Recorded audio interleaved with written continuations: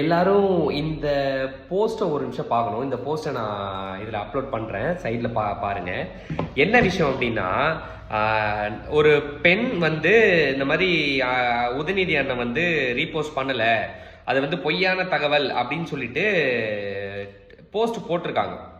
அந்த போஸ்ட் கீழே வந்து இவனுங்க வந்து ஏதோ ஏஐ வந்து ரிப்ளை பண்ண மாதிரி, அதாவது இன்ஸ்டாகிராம் அல்காரிதம் வந்து ரிப்ளை பண்ண மாதிரி, இது வந்து டெப்டி சிஎம் வந்து உண்மையாக தான் வந்து அதை ரீட்வீட் பண்ணாரு அப்படின்னு ஒரு அதை ப்ரூவ் பண்ணுற மாதிரி ஏதோ ஒரு விஷயம் போட்டிருக்கானுங்க.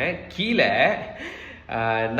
அதாவது உதயசூரியன் சின்னத்தை போட்டு அந்த பெண்ணோட முகத்தையும் எலன் மஸ்கை போட்டு போலீஸோட முகத்தையும் வச்சு கீழே எக்ஸ் தளம் அந்த சிம்பிள், ட்விட்டரோட சிம்பிள் போட்டு அடிக்கிற மாதிரி என்ன போட்டிருக்கானுங்கன்னா, அறிவாலயம் தர எச்ச பிச்சை காசுக்கெல்லாம் வந்து 200 ரூபாய்க்கெல்லாம் வந்து நான் பொய் சொல்ல முடியாதுன்னு எலன் மஸ்க் வந்து எங்களை அடிக்கிறாராம்.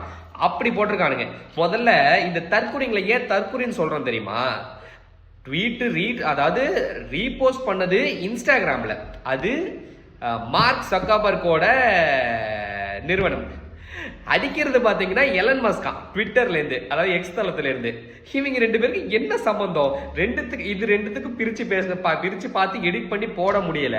இந்த தற்கொலை நாய்கள்லாம் வந்து எங்களை பத்தி பேசுறதுக்கு என்னதான் அருகதை இருக்குன்னு தெரியல. நேற்று முளைச்ச காலங்கள்லாம் 75 வருஷ கட்சியை பத்தி இந்த மாதிரி அதாவது ஒரு எடிட் பண்றதுக்கு கூட ஒரு இது எனக்கு கொஞ்சம் உட்காந்து யோசிக்க மாட்டீங்களாடா பைத்தியக்கார பயிலோடா. அவங்களெல்லாம் பார்த்தாலே இருக்கு அப்படியே ஒரு மாதிரி என்ன டிஸ்கஸ்டிங்கா இருக்குடா.